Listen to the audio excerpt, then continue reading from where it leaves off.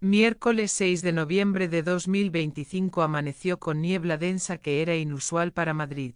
Fenómeno meteorológico que ocurría tal vez 5 veces al año cuando humedad y temperatura convergían de manera específica creando blanco opaco que reducía visibilidad a menos de 50 metros y que hacía que ciudad se sintiera extrañamente silenciosa y aislada como si cada persona estuviera moviéndose a través de mundo separado donde sonidos normales de tráfico y voces humanas eran amortiguados por cortina de humedad suspendida. Trabajadores de construcción llegaron a sitio en Tetuán a las 7:30. Equipo de 8 hombres quien había sido contratado para demoler edificio abandonado que había sido condenado por ciudad después de años de deterioro y problemas estructurales que hacían ocupación peligrosa. Preparándose para día de trabajo que involucraría maquinaria pesada y destrucción controlada de estructura que había estado vacía durante 5 años. Capataz, hombre de 52 años llamado Manuel quien había supervisado demoliciones durante 25 años, hizo inspección final de edificio antes de que maquinaria comenzara trabajo, verificando que no había personas sin hogar quien a veces se refugiaban en estructuras abandonadas, verificando que utilidades habían sido desconectadas apropiadamente, buscando cualquier peligro que pudiera complicar proceso de demolición. En tercer piso en apartamento que había sido residencia de familia antes de edificio fuera abandonado, Manuel encontró algo que inmediatamente transformó sitio de construcción rutinario en escena de investigación policial. Cuerpo de hombre descompuesto significativamente pero todavía reconocible como humano, acostado en piso de habitación que había sido sellada desde afuera con cadena y candado que ahora estaban rotos, ropa que estaba deteriorada pero que había sido una vez casual y moderna. Documentos de identificación en bolsillo mostrando nombre que cuando Manuel los revisó con manos temblorosas le hizo inmediatamente llamar policía en lugar de continuar con demolición. Marcos Delgado. Edad, 48 años según identificación. Última dirección conocida, Barcelona. Estado, muerto durante aproximadamente 6 a 12 meses según nivel de descomposición que incluso personas sin entrenamiento médico podía reconocer como significativo. Y lo que hizo que descubrimiento fuera particularmente notable, cuando Manuel corrió nombre a través de búsqueda rápida de Google mientras esperaba que policía llegara, fue que Marcos Delgado había sido reportado como fugitivo de prisión de Barcelona hace exactamente 11 años. Fugitivo quien aparentemente había estado viviendo en Madrid bajo identidad falsa durante décadas. Fugitivo quien ahora estaba muerto en edificio abandonado en circunstancias que claramente no eran naturales dado que habitación había sido sellada desde afuera. Ángela López recibió llamada a las 8:45, hora y 15 minutos después de que cuerpo había sido descubierto. Tiempo durante cual primera respuesta había llegado y confirmado que si esto era muerte sospechosa y había asegurado área y había contactado División de Homicidios. Mientras estaba en comisaría completando papeleo de caso previo que había cerrado semana anterior. Condujo directamente a Tetuán, encontrando edificio abandonado rodeado por cinta policial y múltiples coches patrulla, niebla todavía suficientemente densa que estructura de 5 pisos lucía fantasmagórica emergiendo de blanco. Sofía llegó 5 minutos después, ambas subiendo escaleras que estaban deterioradas y potencialmente inseguras hasta tercer piso donde cuerpo permanecía exactamente como Manuel lo había encontrado, sin ser movido porque protocolo requería que forense documentara escena antes de cualquier transporte. Habitación era pequeña, aproximadamente 3 por 4 metros, que había sido una vez dormitorio en apartamento familiar, ahora completamente vacía excepto por cuerpo y evidencia de que alguien había estado viviendo aquí temporalmente, botella de agua vacía, envoltorios de comida, manta que había sido usada como cama improvisada. Sofía comenzó examen preliminar usando máscara y guantes porque nivel de descomposición requería precauciones adicionales contra patógenos. Descomposición avanzada pero no completa, dijo después de 5 minutos, basándome en temperatura ambiente y condiciones de edificio cerrado, diría muerte ocurrió hace aproximadamente 8 a 10 meses, tal vez marzo o abril de este año. ¿Causa de muerte? Sofía examinó cuerpo más cuidadosamente, buscando trauma obvio. No veo heridas externas significativas, sin disparos visibles, sin trauma de cráneo, sin señales de estrangulamiento, aunque descomposición hace difícil estar absolutamente segura. Necesitaré autopsia completa, pero mi hipótesis preliminar es muerte por deshidratación o inanición. ¿Alguien lo encerró aquí y lo dejó morir? Eso explicaría por qué habitación estaba sellada desde afuera, y explicaría botella de agua vacía y falta de comida. Si fue atrapado aquí sin acceso a recursos, moriría en cuestión de días. Ángela estudió escena, puerta que había sido asegurada con cadena y candado que habían sido cortados por Manuel, ventana que estaba sellada con tablas que habrían hecho escape imposible, paredes que eran concreto sólido que habrían amortiguado cualquier grito de ayuda. Prisión perfecta en edificio abandonado donde nadie vendría durante meses o años. Entonces alguien sabía que Marcos estaba viviendo aquí. O viviendo aquí o usando como escondite temporal, y decidió convertir refugio en tumba. Ángela necesitaba identificación formal de cuerpo, información sobre quién era Marcos Delgado y por qué había sido fugitivo. Y investigación sobre quién podría haber sabido que estaba aquí y quién habría tenido motivo para encerrarlo y dejarlo morir de manera que era técnicamente asesinato, pero que también era diseñado para parecer como si simplemente había desaparecido. Identificación formal de cuerpo fue completada a través de registros dentales, proceso que tomó 4 horas porque archivos de Barcelona necesitaban ser solicitados y comparados con dientes de víctima, confirmando que si esto era Marcos Delgado quien había escapado de prisión de Barcelona en 2014 donde había estado cumpliendo sentencia de 8 años por fraude de inversión, que había defraudado 30 víctimas de total de 2 millones de euros. Historial completo de Marcos pintaba imagen de hombre quien había vivido múltiples vidas. 1995 a 2005, corredor de bolsa legítimo, exitoso, respetado. 2006 a 2012, comenzó esquema Ponzi, prometiendo retornos garantizados del 15%, usando dinero de nuevos inversionistas para pagar retornos a viejos inversionistas.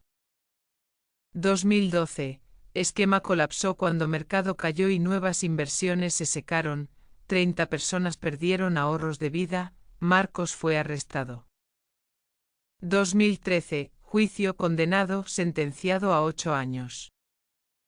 2014, escapó durante transferencia de prisión a hospital para tratamiento médico menor, simplemente caminó fuera cuando guardia estaba distraído. 2014 a 2025, 11 años como fugitivo, paradero desconocido hasta ahora. Ángela necesitaba saber qué había hecho Marcos durante esos 11 años, cómo había terminado en Madrid, quién había descubierto identidad real, y quién había decidido que encerrar en edificio abandonado era apropiado castigo o solución conveniente a problema de fugitivo viviendo entre ellos. Registros de policía mostraban que búsqueda inicial de Marcos había sido extensiva, alertas en fronteras, monitoreo de cuentas bancarias conocidas, entrevistas con familia y asociados, pero después de 6 meses sin leads, caso había sido relegado a archivo frío de fugitivos quien probablemente habían huido país o quien habían establecido identidades falsas también que encontrar sería cuestión de suerte más que investigación activa. Y ahora Marcos había sido encontrado. Muerto. En Madrid. Aproximadamente 400 kilómetros de Barcelona donde había escapado.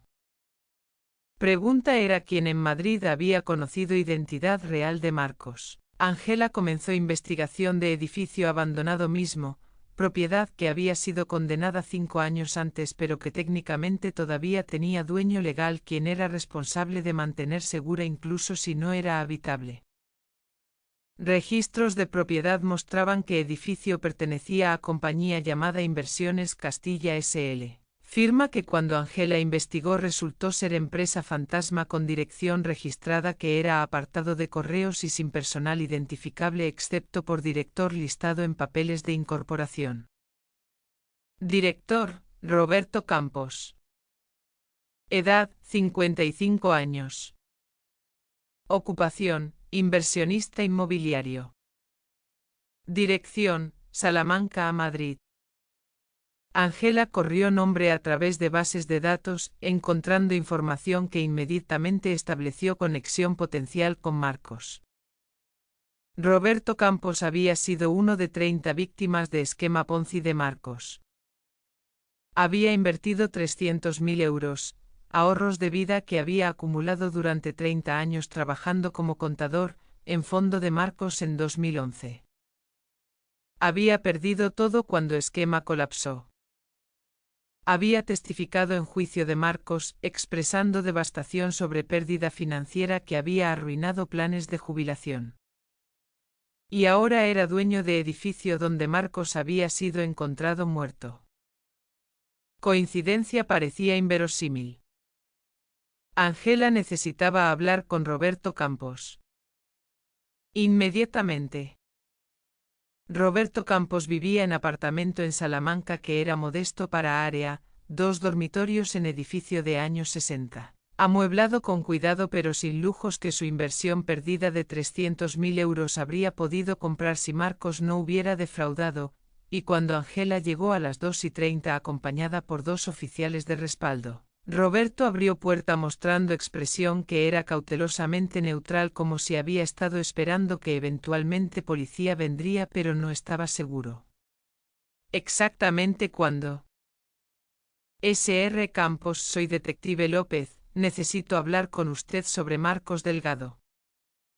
Algo parpadeó en ojos de Roberto, reconocimiento definitivamente, tal vez alivio de que secreto que había estado guardando durante meses finalmente iba a emerger. Entré. Apartamento interior era ordenado casi obsesivamente, sin desorden, sin platos en lavabo, sin evidencia de vida vivida caóticamente, todo sugiriendo persona quien valoraba control de manera que a veces indicaba ansiedad sobre caos subyacente.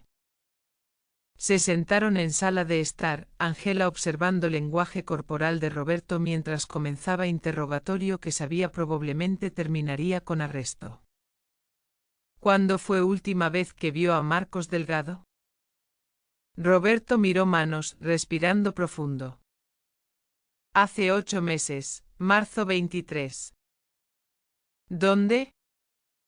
En edificio en Tetuán, edificio que poseo, edificio donde supongo que encontraron cuerpo hoy.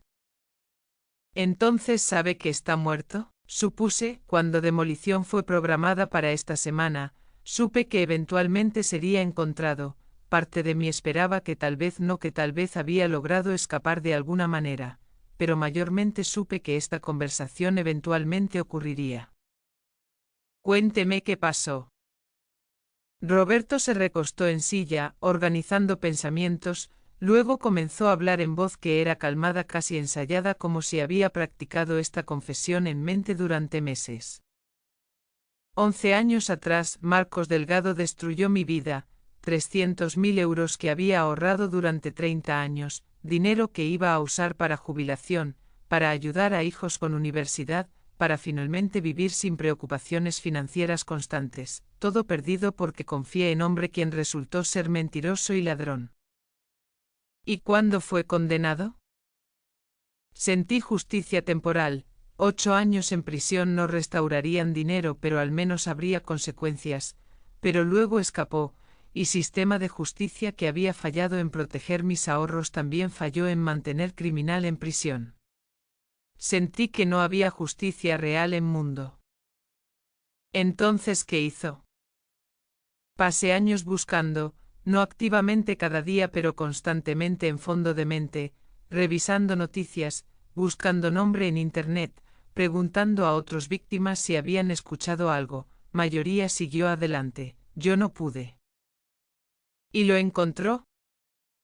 Hace año, marzo de 2024, pura suerte. Vi hombre en supermercado en Tetuán, algo en manera de moverse me recordó a Marcos, seguí, lo vi entrar a edificio abandonado, mi edificio, propiedad que había comprado años antes como inversión que nunca se materializó porque después de perder 300.000 a Marcos no tenía capital para renovar. Entonces lo confrontó. No inmediatamente, vigilé durante semanas, confirmé que era Marcos viviendo bajo nombre falso, aprendí rutina, salía solo de noche, trabajaba en construcción bajo mesa, vivía en efectivo sin dejar rastro digital. Había construido vida nueva mientras mis ahorros permanecían perdidos. ¿Y decidió tomar justicia en propias manos? Roberto asintió lentamente. Decidí que si sistema no proporcionaría justicia, yo lo haría. Planeé durante mes, esperé hasta noche cuando sabía que Marcos estaría en edificio, entré, lo confronté, le dije exactamente quién era y cuánto había perdido por su culpa. ¿Cómo reaccionó? Se disculpó, dijo que había sido diferente persona entonces, que había cambiado, que había pasado 11 años tratando de vivir honestamente, pero disculpas no devuelven 300.000 euros, no restauran 30 años de ahorro, no reparan daño.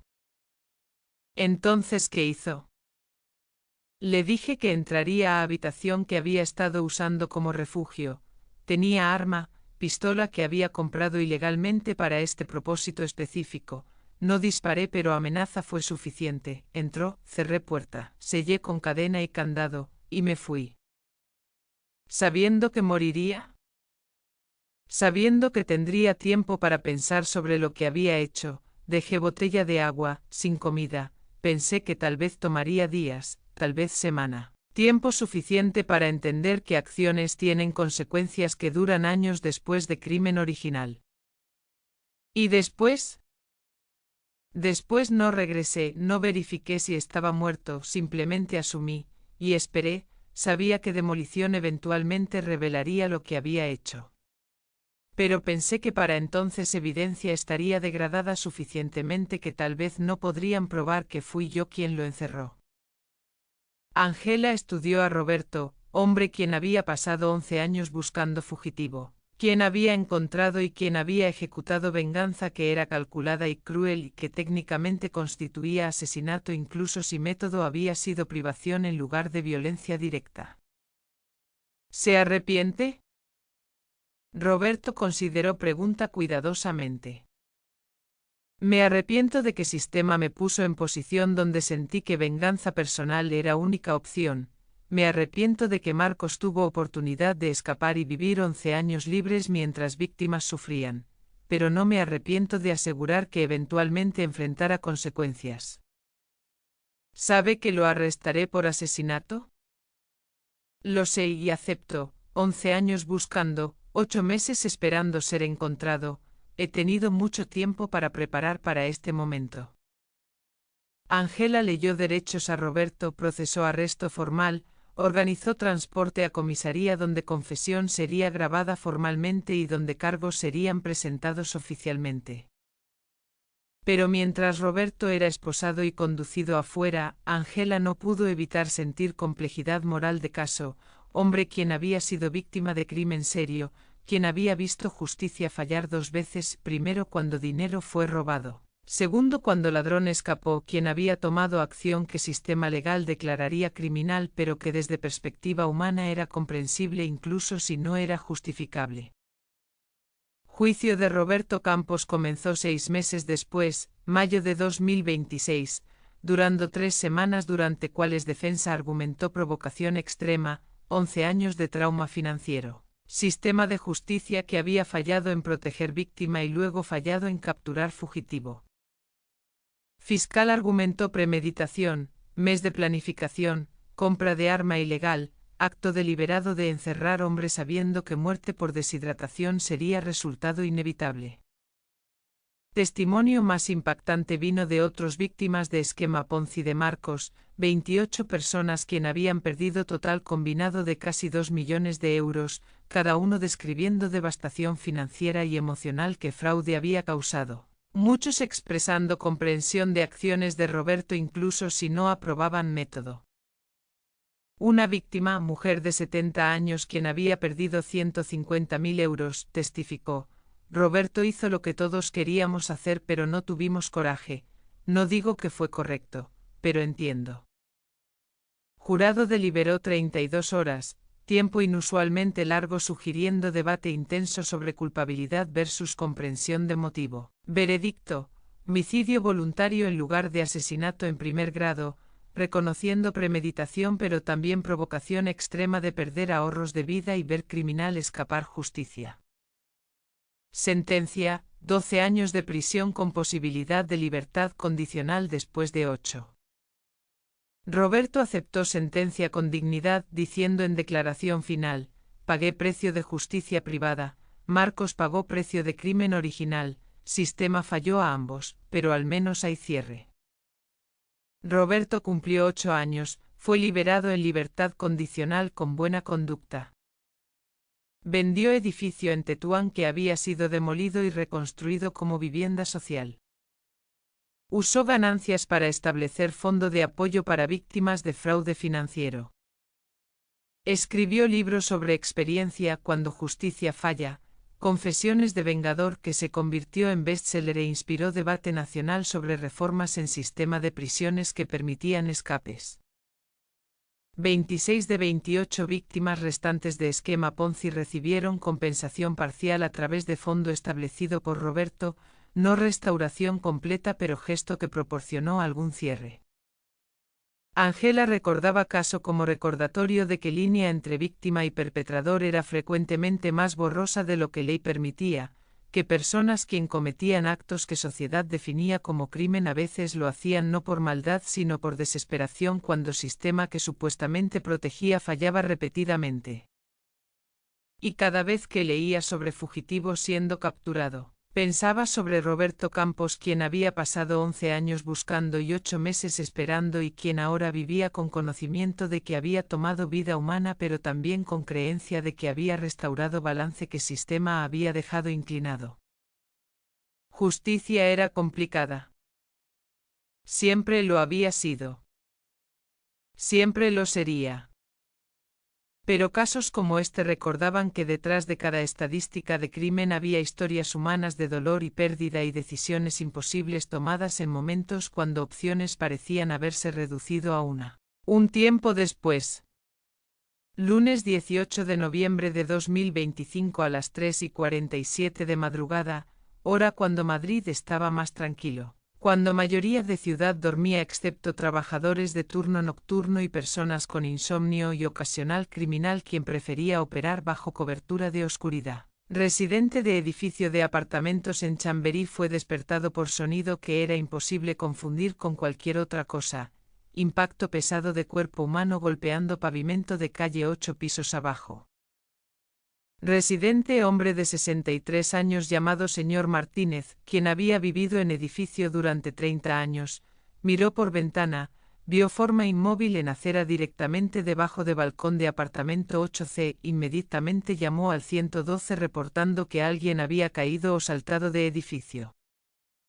Ambulancia y policía llegaron en 6 minutos, respuesta que era rápida incluso para Madrid donde servicios de emergencia eran generalmente eficientes. Encontrando cuerpo de mujer joven acostada boca arriba en posición que claramente indicaba que caída había sido desde altura significativa, trauma extensivo consistente con impacto de terminal velocity. Muerte que había sido instantánea o casi instantánea basándose en naturaleza de heridas.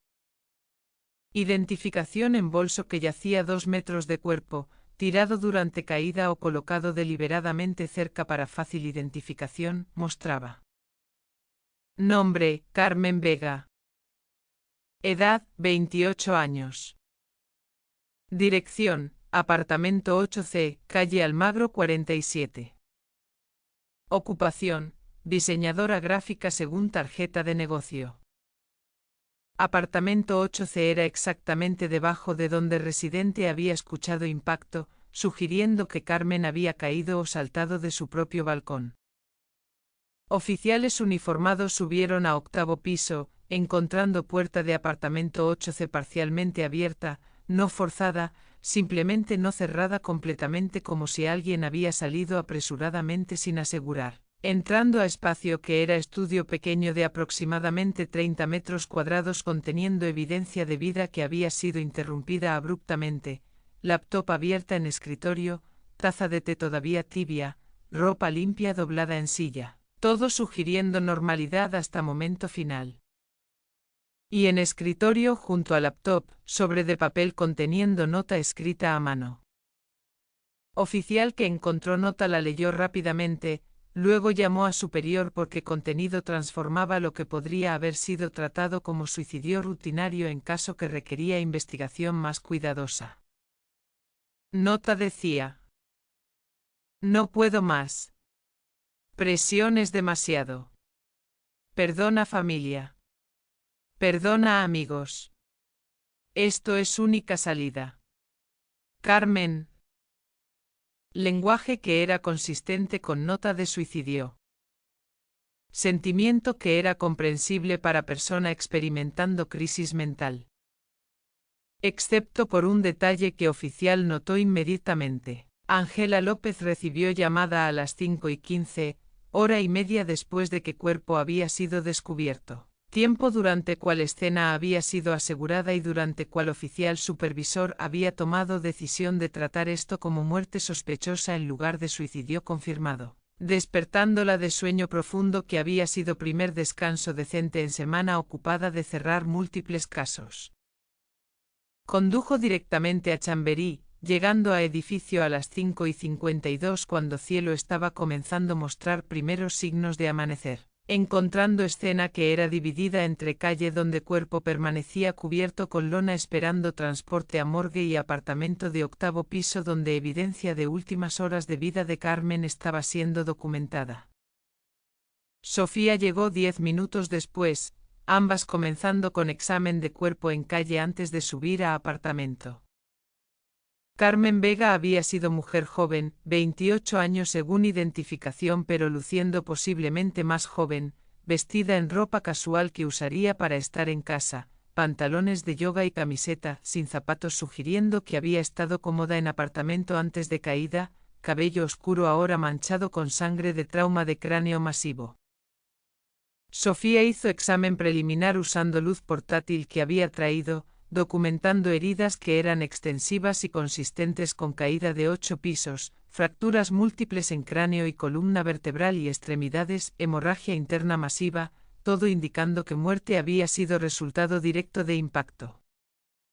¿Suicidio o algo más?, preguntó Ángela. Demasiado temprano para decir definitivamente, respondió Sofía. Heridas son consistentes con caída de altura, pero eso no nos dice si cayó voluntariamente, fue empujada, o cayó accidentalmente. Señales de lucha. Manos están relativamente limpias, sin heridas defensivas obvias, sin piel debajo de uñas, pero necesitaré examen más cuidadoso en morgue. Drogas o alcohol. Pupilas son difíciles de evaluar debido a trauma, pero correré toxicología completa. Si estaba intoxicada, podría explicar caída accidental, o podría indicar que fue drogada antes de ser empujada. Ángela hizo notas mentales sobre líneas de investigación que necesitarían ser perseguidas, análisis de nota de suicidio para determinar autenticidad, entrevistas con vecinos sobre si habían escuchado argumento o señales de lucha. Revisión de historial de salud mental de Carmen para establecer si suicidio era consistente con estado psicológico reciente. Subieron a apartamento 8C donde técnicos de evidencia ya estaban procesando escena, fotografiando cada superficie, recolectando huellas dactilares, documentando posición de objetos que podrían proporcionar contexto sobre lo que había ocurrido en horas previas a muerte. Apartamento era típico de mujer joven profesional viviendo sola en Madrid, decorado con gusto pero no lujosamente, espacio bien organizado pero con suficiente desorden personal para indicar vida activa, paredes decoradas con pósters de diseño gráfico y fotografías de amigos y familia. Ángela se enfocó en escritorio donde nota había sido encontrada. Laptop estaba abierta mostrando documento de diseño a medio terminar, proyecto freelance según apariencia, deadline visible en esquina mostrando entregar 20 de noviembre, 2 días después, sugiriendo que Carmen había estado trabajando en proyecto con expectativa de completarlo, no comportamiento típico de persona planeando suicidio inminente. Nota estaba en sobre blanco simple, escrita en papel que era común, sin características distintivas. Angela la leyó cuidadosamente comparando escritura con otros ejemplos en apartamento. Diferencia era sutil pero definitivamente presente, letras en nota eran más grandes y menos uniformes, espaciado era irregular, presión de bolígrafo era inconsistente. Posiblemente explicable por estrés emocional. O posiblemente indicativo de falsificación por alguien tratando de imitar escritura de Carmen pero no perfectamente exitoso. Necesito análisis de escritura profesional, dijo Angela a técnico, compara nota con otros ejemplos de escritura de Carmen. Quiero saber si es definitivamente de ella o si hay probabilidad de falsificación. Técnico asintió comenzando proceso de documentar múltiples muestras de escritura para comparación. Angela continuó inspección de apartamento buscando señales de que alguien más había estado presente, zapatos extra, tazas adicionales, cualquier evidencia de visitante. Pero espacio parecía contener solo pertenencias de Carmen sin indicación obvia de segunda persona. Excepto por un detalle pequeño. En baño, toalla que estaba colgada en percha estaba ligeramente húmeda, no empapada como si hubiera sido usada para ducha completa, sino húmeda como si alguien hubiera lavado manos recientemente. Carmen había caído a las 3:47. Si había estado sola y si había saltado, no habría razón para toalla estar húmeda a menos que había lavado manos poco antes de saltar. Posible pero ligeramente extraño. O toalla estaba húmeda porque alguien más había estado allí, visitante quien había lavado manos después de, ¿qué exactamente? Angela hizo nota de tener toalla analizada para DNA, que podría no ser de Carmen. Autopsia de Carmen Vega comenzó a las 11 esa misma mañana, 7 horas después de muerte. Tiempo durante cual cuerpo había sido transportado a Instituto de Medicina Legal y durante cual Sofía había preparado sala y herramientas necesarias para examen que sabía sería crítico para determinar si esto había sido suicidio o homicidio. Angela observó desde área de observación, tomando notas mientras Sofía trabajaba sistemáticamente a través de procedimiento, documentando cada herida, midiendo cada contusión, recolectando muestras de sangre y tejido y contenido estomacal para análisis que revelarían si Carmen había consumido drogas o alcohol antes de muerte. Proceso tomó 3 horas, tiempo durante cual Sofía descubrió varios hallazgos que individualmente podrían ser explicados inocentemente pero que colectivamente pintaban imagen más complicada. Hallazgo 1. Contusiones en muñecas que eran sutiles pero presentes, marcas circulares que eran consistentes con haber sido agarrada firmemente, no suficientemente reciente para mostrar coloración completa pero definitivamente presentes. Hallazgo 2. Fibras textiles bajo uñas de mano derecha, pequeñas pero definitivamente presentes, sugiriendo que Carmen había agarrado tela recientemente, posiblemente durante lucha o posiblemente simplemente durante actividad normal. Hallazgo 3. Nivel de alcohol en sangre de 12,8, legalmente intoxicada en España donde el límite de conducción era 0,05, suficiente para afectar juicio pero no suficiente para incapacitación completa. Hallazgo 4. Presencia de benzodiazepina en concentración que era mayor que dosis terapéutica normal, específicamente lorazepam en nivel que sugería que Carmen había tomado aproximadamente 3 veces dosis prescrita normal o que alguien había administrado medicación sin su conocimiento. Sofía emergió de sala de autopsia a las 14:15 quitándose guantes y quitando gorro quirúrgico, expresión mostrando que tenía información significativa. No puedo decir definitivamente suicidio versus homicidio basándome solo en autopsia, comenzó, pero puedo decir que hay señales preocupantes que sugieren que Carmen no estaba completamente en control cuando cayó. ¿Qué señales? Combinación de alcohol y benzodiazepina es peligrosa, ambos son depresores del sistema nervioso central, juntos pueden causar sedación severa, pérdida de coordinación, juicio deteriorado. En nivel encontrado en sangre de Carmen, habría estado significativamente impedida. ¿Suficientemente impedida para caer accidentalmente? posiblemente o suficientemente impedida para no resistir efectivamente si alguien intentó empujarla. ¿Y contusiones en muñecas?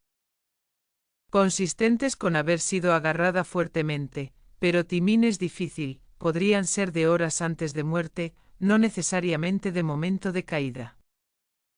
¿Fibras bajo uñas? Enviadas al laboratorio para análisis. Si podemos identificar tipo de tela y encontrar prenda coincidente en posesión de sospechoso, sería evidencia significativa.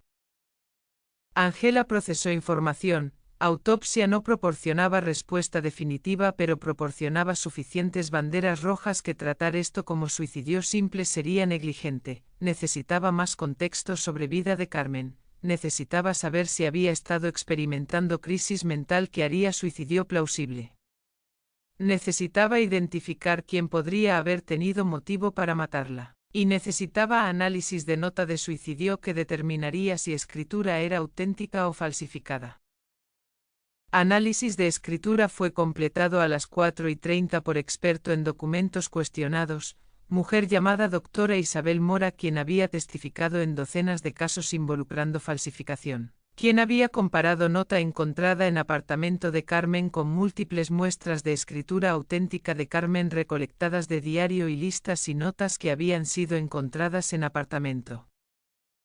Doctora Mora presentó conclusiones con lenguaje cuidadoso de experto quien sabía que testimonio podría ser desafiado en corte. Escritura en nota muestra características que son parcialmente consistentes con escritura conocida de Carmen Vega. Comenzó, formación general de letras es similar, inclinación es comparable. Pero hay inconsistencias significativas que me hacen cuestionar autenticidad. ¿Qué inconsistencias?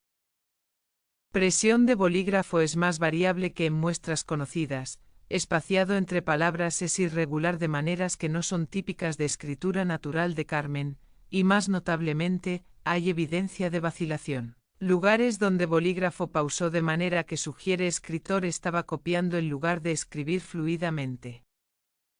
Entonces es falsificación.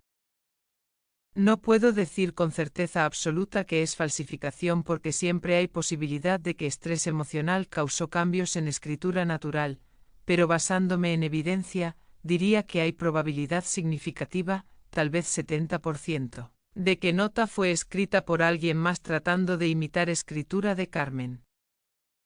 ¿Suficiente para corte? Suficiente para crear duda razonable sobre autenticidad.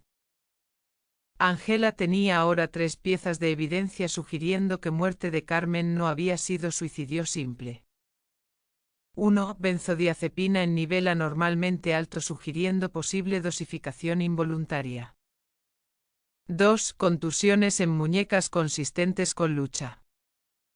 3. Nota de suicidio que probablemente era falsificada. Lo que significaba que esto era muy probablemente homicidio disfrazado como suicidio. Pregunta era quién había tenido acceso a Carmen, quién había tenido motivo para matarla, y quién había tenido oportunidad de drogarla, empujarla de balcón, y escenificar nota de suicidio. Angela necesitaba investigar vida personal y profesional de Carmen. Necesitaba hablar con familia y amigos y colegas. Necesitaba encontrar persona quien había estado en apartamento esa noche. Entrevistas con familia y amigos de Carmen comenzaron esa tarde, comenzando con madre, mujer de 56 años llamada Rosa Vega quien vivía en Sevilla pero quien había viajado inmediatamente a Madrid cuando fue notificada de muerte de hija, sentada en oficina de comisaría con ojos rojos de llorar. Expresión mostrando devastación de padre quien había perdido hijo en circunstancias que oficialmente eran reportadas como suicidio pero que estaba comenzando a cuestionar. ¿Carmen tenía historial de depresión o pensamientos suicidas? Preguntó Angela con tono que era profesionalmente compasivo pero que también necesitaba información precisa. No, dijo Rosa firmemente, Carmen era feliz, exitosa. Tenía clientes buenos, trabajo que amaba, amigos cercanos. Hablé con ella justo hace 3 días, estaba emocionada sobre nuevo proyecto, planeando visitar para Navidad. Nada en conversación sugería que estaba en crisis. Problemas en relaciones personales. Tuvo novio Javier durante 2 años, terminaron hace 6 meses. Fue difícil para ella pero no devastador. Siguió adelante, estaba saliendo casualmente con alguien nuevo. ¿Nombre de nueva persona? No me dijo específicamente, solo mencionó que había conocido a alguien interesante, lucía feliz sobre eso. ¿Y qué hay de conflictos profesionales, clientes difíciles, problemas financieros? Carmen trabajaba freelance, a veces clientes eran exigentes pero nada inusual para industria, financieramente estaba estable, pagaba alquiler a tiempo, ahorraba para eventualmente comprar propiedad. Entonces nada que sugeriría crisis mental. Rosa miró directamente a Ángela. Mi hija no se suicidó, no importa lo que Nota dice, conozco a mi hija, algo más pasó. Ángela tomó nota de convicción de madre, frecuentemente familia negaba suicidio por dolor, pero instinto de Rosa estaba alineándose con evidencia que Ángela estaba acumulando.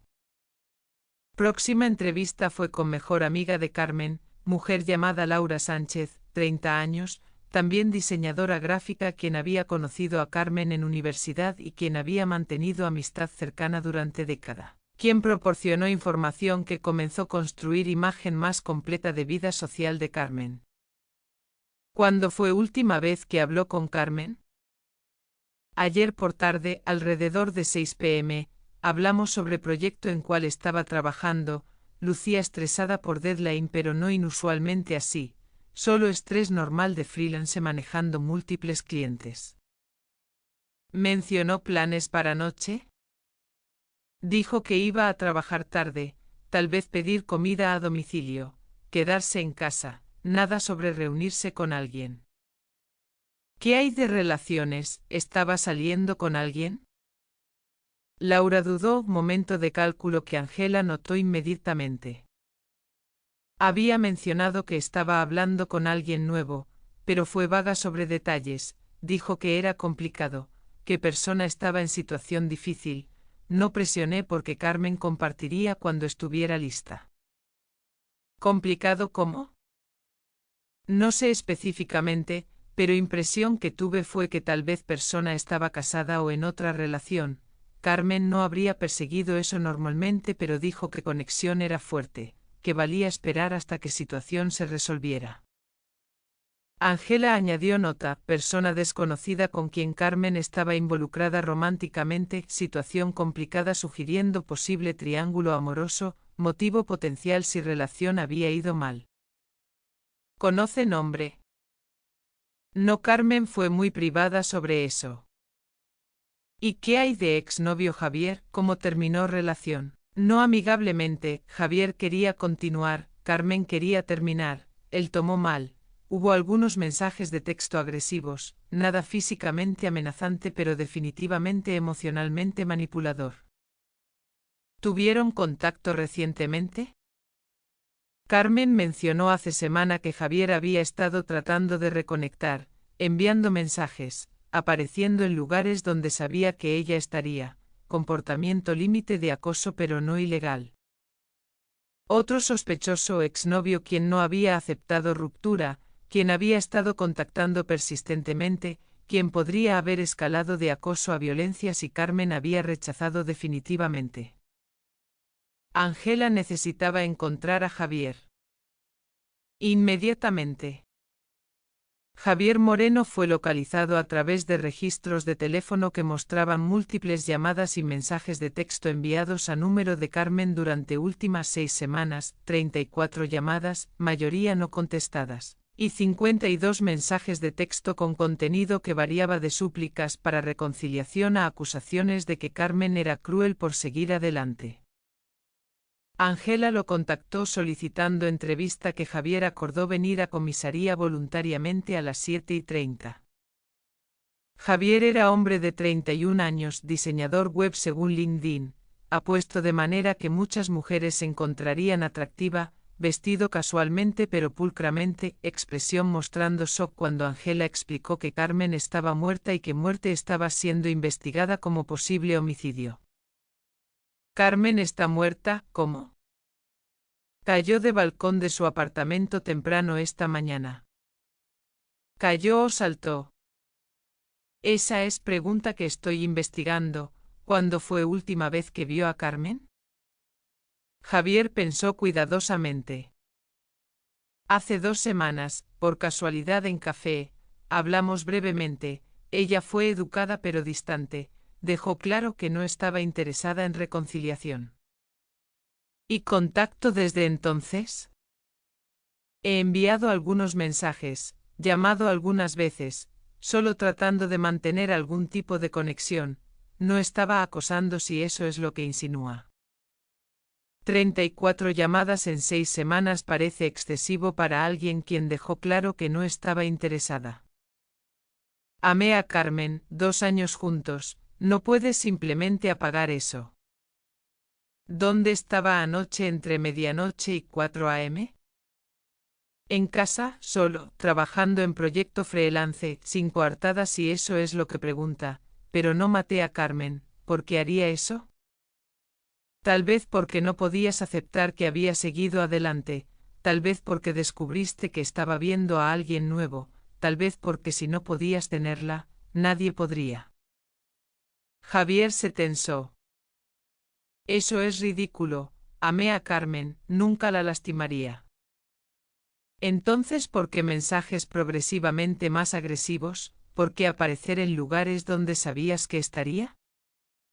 Porque estaba desesperado, porque cometí errores en relación y quería oportunidad de arreglarlo, pero desesperación no es asesinato. Angela estudió a Javier, lenguaje corporal mostraba defensividad pero también genuino shock, negación que parecía auténtica en lugar de actuada, pero experiencia le había enseñado que asesinos frecuentemente eran buenos actores.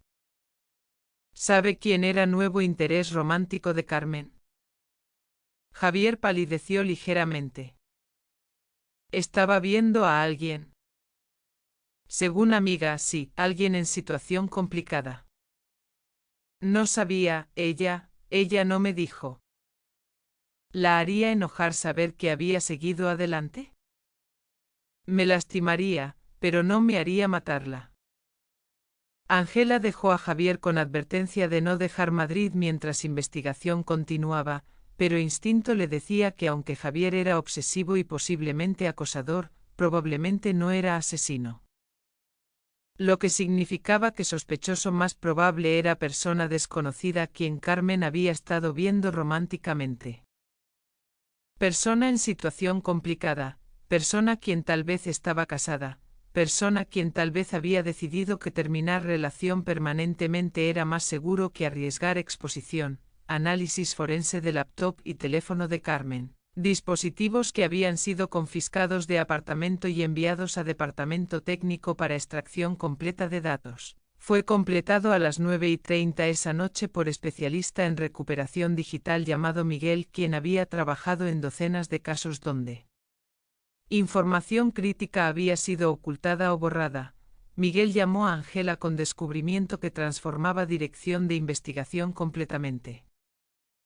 Encontré mensajes borrados, conversación entre Carmen y contacto guardado como A en teléfono, borrados hace aproximadamente 6 horas antes de muerte, alrededor de 9:30 p.m. ayer noche, pero recuperables porque eliminación solo remueve pointer, no datos reales. ¿Qué decían mensajes? Conversación romántica al principio, semanas de mensajes mostrando relación que estaba desarrollándose, pero últimas entradas son diferentes. Miguel leyó transcripción que había preparado. Carmen, 9:15 necesitamos hablar. Esto no puede continuar así. Tu situación necesita resolverse. A 9:22 lo sé. Dame más tiempo. Por favor. Carmen, 9:28 te he dado 3 meses. No puedo esperar indefinidamente mientras vives doble vida. A 9:35 entonces ¿qué? ¿Me das ultimátum? Carmen, 9:41, no ultimátum. Solo verdad. O terminas matrimonio y estamos juntos abiertamente o terminamos esto ahora. A 9:48, necesito verte. Esta noche. Podemos hablar cara a cara. Carmen, 9:53, bien. Ven a mi apartamento. 10:30. A 9:55 estaré allí. Y luego nada, conversación terminaba, mensajes eran borrados poco después, y a las 3:47 Carmen estaba muerta. ¿Puedes rastrear número de teléfono de A? Teléfono prepagado, comprado con efectivo sin registro, pero puedo rastrear ubicación a través de torres celulares. En momento de últimos mensajes, teléfono estaba en área de Chamberí, y a las 22:45, 15 minutos antes de tiempo acordado de reunión, teléfono estaba en misma torre que cubre edificio de Carmen. Entonces A estuvo allí. Definitivamente en vecindad, probablemente en edificio. ¿Y después de 3:47 cuando Carmen cayó? Teléfono se movió, torre diferente a las 4:02, luego desconectado, no más actividad después de eso. Ángela tenía ahora timeline clara. 9:53 Carmen acepta reunión con A. 10:45 A llega a edificio de Carmen. 3:47 Carmen cae de balcón. 4:02 teléfono de A sale de área y es apagado. Ventana de 5 horas entre llegada y muerte, suficiente tiempo para conversación que escaló a argumento, para dosificar Carmen con benzodiazepina adicional mezclada en bebida, para empujarla de balcón cuando estaba suficientemente impedida, para escribir nota de suicidio falsificada, para limpiar escena y salir. Pregunta era identidad de A. Persona casada en relación con Carmen. Persona quien había estado en edificio cuando Carmen murió. Persona quien había borrado mensajes tratando de ocultar conexión. ¿Hay manera de identificar a través de otros datos? Revisé emails, redes sociales, fotos. Carmen fue muy cuidadosa sobre mantener relación privada. Ninguna foto de A, ninguna mención en redes sociales, ningún email obvio. Pero encontré una cosa, foto tomada hace 2 meses en restaurante.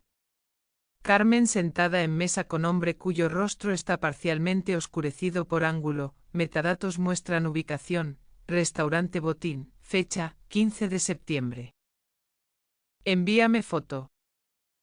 Miguel transfirió imagen, foto mostrando Carmen sonriendo, hombre opuesto a ella con rostro girado de cámara pero constitución física visible, vistiendo traje de negocios, edad aparente 40 y pocos.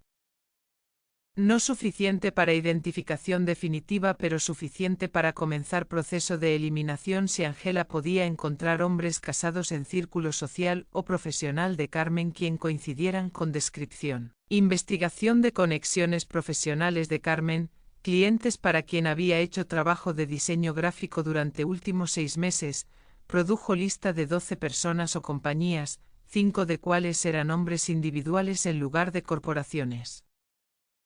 Ángela revisó cada uno buscando quién era casado, quién tenía edad aproximada correcta, quién había tenido suficiente contacto con Carmen para desarrollar relación romántica. 3 candidatos emergieron. 1. Alberto Ruiz, CEO de startup tecnológica, 42 años, casado con 2 hijos, había contratado a Carmen para diseñar logo y materiales de marketing hace 4 meses. 2. Fernando Ortega, abogado, 45 años, casado, había usado servicios de Carmen para diseño de presentaciones legales. 3. David Campos, arquitecto, 38 años, casado hace año, había trabajado con Carmen en proyecto de branding para firma nueva. Ángela comenzó verificación de coartadas, contactando esposas para preguntar inocentemente sobre paraderos de esposos noche de domingo a lunes sin revelar que estaba investigando homicidio. esposa de Alberto, confirmó que Alberto había estado en casa toda noche, habían visto película juntos, ido a cama alrededor de medianoche, él había estado allí cuando despertó a las 7 a.m. Esposa de Fernando, dijo que Fernando había estado trabajando tarde en oficina, no inusual para abogado durante periodo ocupado, había llegado a casa alrededor de 2 a.m., estresado y cansado. Esposa de David, pausa notable antes de responder, luego admitió que David había salido alrededor de 10 p.m. diciendo que necesitaba ir a oficina para revisar planos, no había regresado hasta casi 5 a.m. Explicación siendo que había perdido noción de tiempo trabajando. 2 con coartadas verificadas por esposas. 1 sin coartada, saliendo a hora que coincidía con tiempo de reunión acordada con Carmen. David Campos. Arquitecto de 38 años. Casado hace año, matrimonio nuevo que explicaría por qué relación con Carmen era complicada, y por qué Carmen había presionado para resolución. Ángela necesitaba traer a David para interrogatorio. Inmediatamente, David Campos fue contactado a las 10:45, casi 20 horas después de muerte de Carmen, solicitando que viniera a comisaría para entrevista sobre asunto relacionado con trabajo profesional, sin especificar que era sospechoso en investigación de homicidio. David llegó a las 23:30 vestido en ropa casual, expresión mostrando confusión sobre por qué había sido llamado tan tarde, pero no pánico obvio de persona quien sabía que estaba a punto de ser confrontado con evidencia de crimen. Ángela lo condujo a sala de interrogatorio, comenzando con preguntas básicas sobre relación profesional con Carmen antes de gradualmente moverse hacia territorio más personal. ¿Cuándo fue última vez que vio a Carmen Vega? Hace tal vez 2 semanas, reunión sobre revisiones finales de proyecto de branding, nada inusual. ¿Y contacto desde entonces? Algunos emails sobre facturación, eso es todo. Nada personal. Nuestra relación fue estrictamente profesional. Ángela sacó transcripción de mensajes recuperados, deslizándola a través de mesa. Entonces estos mensajes entre Carmen y contacto guardado como A en su teléfono no son de usted. David miró transcripción, color drenando de rostro. Yo no sé de qué está hablando. Mensajes muestran relación romántica, muestran que Carmen presionó para que terminara matrimonio, muestran que acordaron reunirse en apartamento de ella a las 10:30 domingo noche cuando Carmen murió cayendo de balcón. Eso no es lo que parece. ¿Entonces qué es? David cerró ojos, respirando profundo, lucha visible jugándose en expresión, mantener negación versus admitir verdad que lo incriminaría. Tuvimos affair, dijo finalmente, comenzó hace 3 meses, no planeé, simplemente pasó, Carmen era inteligente, hermosa, fácil de hablar con, mi matrimonio era nuevo pero ya tenía problemas, Carmen ofrecía escape. ¿Y cuando ella presionó para hacer relación oficial? Entré en pánico, acababa de casarme hace año, divorciarme tan rápido sería humillante, financieramente devastador, pero Carmen tenía razón, no podía vivir doble vida indefinidamente. Entonces fue a apartamento de ella domingo noche. Sí, llegué alrededor de 10:45, planeamos hablar, resolver qué hacer. ¿Y qué pasó? Discutimos, Carmen dijo que no esperaría más, que o dejaba a esposa esta semana o ella terminaría todo, traté de explicar que necesitaba más tiempo, ella se enojó, dijo que era cobarde, que estaba usando tanto a ella como a esposa. Entonces, ¿qué hizo? David dudó, momento de decisión visible. Traté de calmarla, ofrecí vino, había traído botella, gesto de paz, bebimos, hablamos más, pero conversación siguió yendo en círculos, ella insistiendo, yo resistiendo. ¿Y luego? Y luego ella dijo que iba a llamar a mi esposa, decirle todo, arruinar matrimonio de todos modos si no hacía elección. Tomó teléfono, traté de detenerla, agarré muñecas, forcejeó, teléfono cayó. Ángela notó contusiones en muñecas de Carmen explicadas. Continué. Carmen estaba furiosa, salió a balcón, aire fresco, dijo que necesitaba pensar. Yo había puesto algo en vino, solo benzodiazepina, píldoras que tenía para ansiedad. Pensé que si estaba más calmada, más sedada, podríamos hablar racionalmente. ¿La drogó? No para matarla, solo para calmarla, pero tomó más efecto de lo que anticipé, combinación con alcohol. Ella estaba en balcón, tambaleándose, fui a ayudarla, pero cuando me acerqué, retrocedió, perdió balance, y cayó. ¿Cayó o la empujó? David miró directamente a Ángela.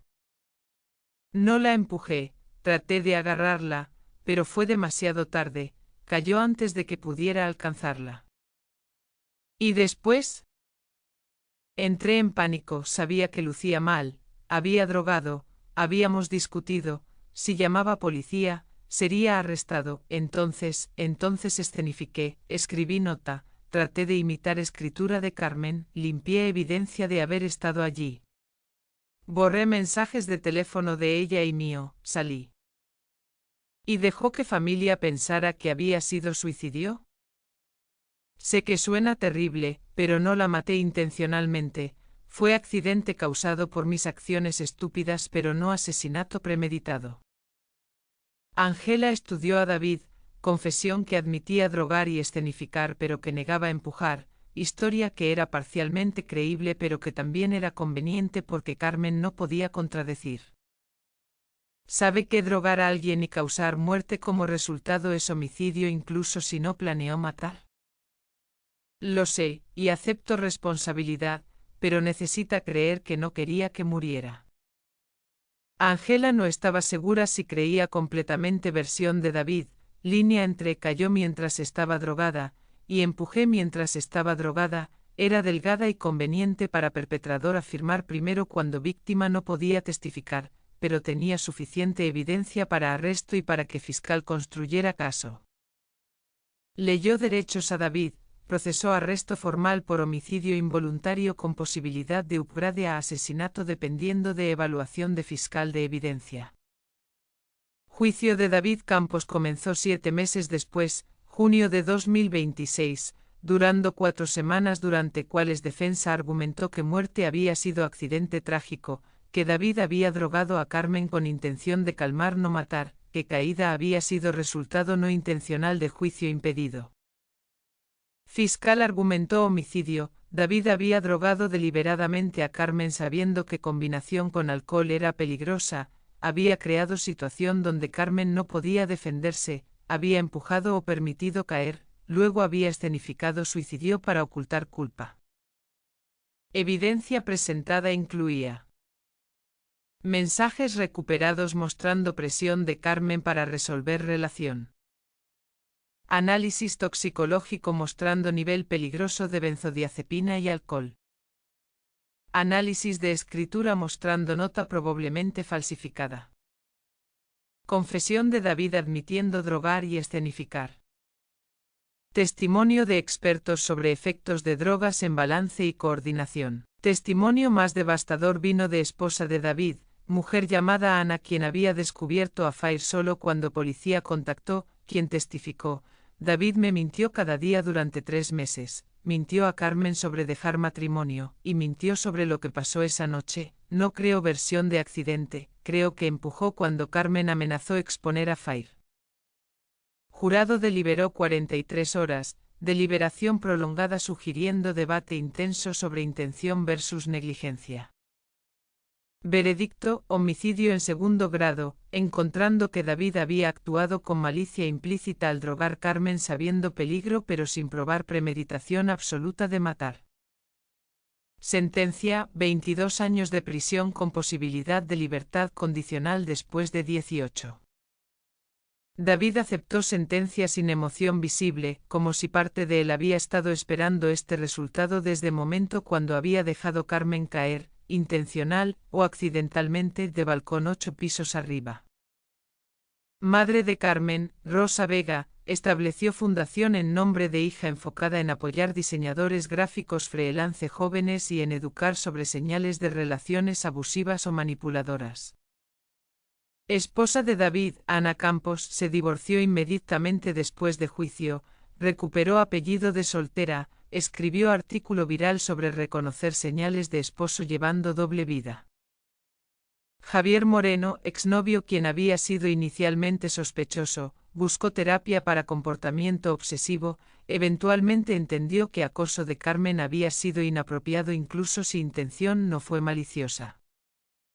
Sofía refinó protocolo para distinguir suicidio de homicidio escenificado, creando checklist de banderas rojas que incluía análisis de escritura, toxicología inexplicada, evidencia de dosificación. Todo diseñado para asegurar que casos futuros no fueran cerrados prematuramente como suicidio cuando evidencia sugería crimen. Ángela recordaba caso como recordatorio de que línea entre accidente y asesinato era frecuentemente determinada no por física de momento sino por intenciones que precedieron momento. Que drogar a alguien y crear situación donde caída era probable no era accidente inocente sino elección deliberada que tenía consecuencias que ley reconocía como criminal incluso si perpetrador afirmaba que muerte no fue intencional. Y cada vez que veía Edificio Alto, pensaba sobre Carmen Vega quien había presionado por honestidad en relación, quien había sido drogada por hombre quien prefería silencio a divorcio. Quien había caído 8 pisos porque alguien había decidido que su muerte era solución más conveniente a problema de affair expuesto. Justicia había sido servida.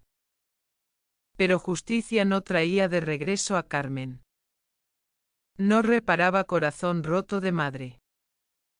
No restauraba futuro que había sido cortado a 28 años.